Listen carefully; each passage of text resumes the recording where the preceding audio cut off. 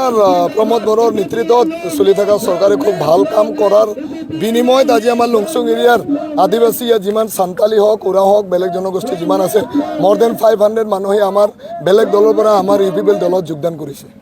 এটা এটা ভাল লক্ষণ আমাৰ ইউপিপিএল দলেৰ কাৰণে, কিয়নো প্ৰত্যেকজন মানুহে বিচাৰে এটা শান্তি। আর আপোনালোকে নিজে জানে যে এই অঞ্চলত এটা সময়ত এনেকা হত্যা হিংসা হৈছিল, মানুহে থাকিব পৰা নাছিল। কিন্তু আজি ইহঁতে প্ৰমোদ বড়োক বিশ্বাস কৰি কিনি এই অঞ্চলৰ মানুহ বিশ্বাস কৰিব ধৰিছে। আৰু প্ৰমোদ বড়োই খুব ভাল এটা কাম কৰি আছে, শান্তিৰ প্ৰতি বহুত চেষ্টা কৰি আছে। শান্তিটো প্ৰতিষ্ঠা মানে ইয়াত ষ্টাব্লিছ হ'ব লাগে, স্পেচিয়েলি আমাৰ BTC অঞ্চলত। আপোনালোকে নিজে জানে যে কোকৰাঝাৰ আৰু চিৰাং ডিষ্ট্ৰিক্ট এটা সময়ত এনেকা এটা ঠাই আছিল, কোকৰাঝাৰৰ চিৰাং ক'লে মানুহে ভয় পাই আহিব কাৰণে। কিন্তু আপোনালোকে নিজে দেখা পাইছে যে এতিয়া আমি এই ভিতৰ অঞ্চলত আহি কিনিও ইমান মানে জাগাটো ইমান ধুনীয়া জাগা। আপোনালোকে নিজে আহি কিনে চাব পাৰে কিমান ধুনীয়া কৰি মানুহে বজাৰ ঘাট কৰি আছে আৰু বহুত সুখত আছে। সেইকাৰণে ইহঁতে আজি বিশ্বাস কৰি কিনে আমাৰ দলত যোগদান কৰিছে more than 500 বেলেগ দলৰ পৰা। আচ্ছা, আমি ইতিমধ্যে গম পাই আছোঁ বহুত জাগাত মানে ডেভেলপ হৈ আছে, আৰু এইটো জাগাটো লাহে কৰি ডেভেলপ হ'ব, কাৰণ এইটো ফৰেষ্ট এৰিয়া পৰে।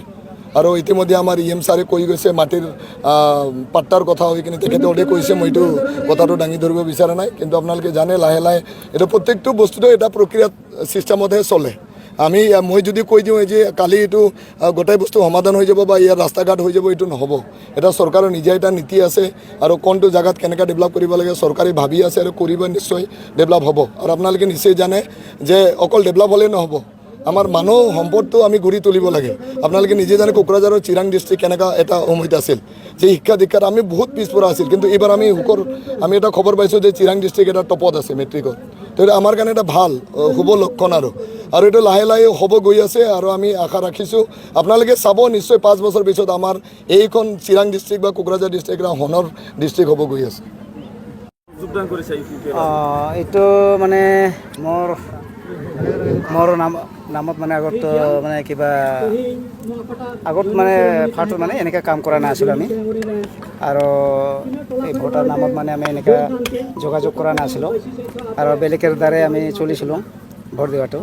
তাৰপিছত লাহে লাহে আমি দেখিছোঁ মানে আমাৰ লগৰীয়া বা ডাঙৰীয়াবিলাক আমাৰ সুবিধাটো নিদিয়াৰ কাৰণে আমি নিজেকৈ মানে এক্সট্ৰাভাৱে আমি কিবাটো লৈছোঁ আৰু কি মানে পাৰ্টি হিচাপে এক্সট্ৰা মানে কমিটি বনাই আমি এটা কমিটি বনাই দল বনাই আছোঁ।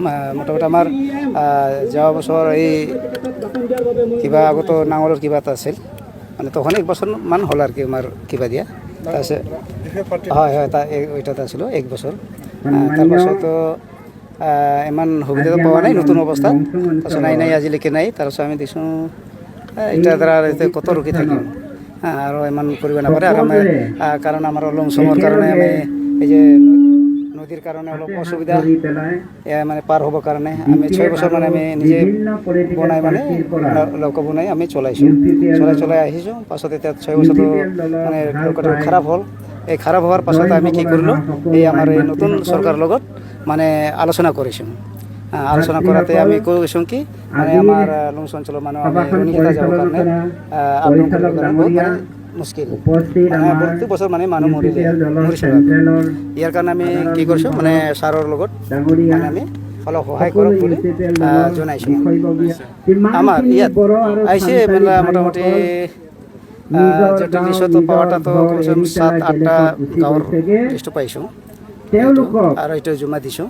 তো এইখিনি আহিছে, এইখিনি মানুহ আমি যিটো দিছিলোঁ লিষ্টটো এইটো সম্পূৰ্ণ মানুহ আহি পাইছে আৰু আজি জইন কৰা হৈছে। কিন্তু মোৰ কথা লৈ মানে ৰাইজবিলাক চব মানি লৈছে, আৰু মোৰ কথা লৈ মানে ইয়াত উপস্থিত হৈছে আৰু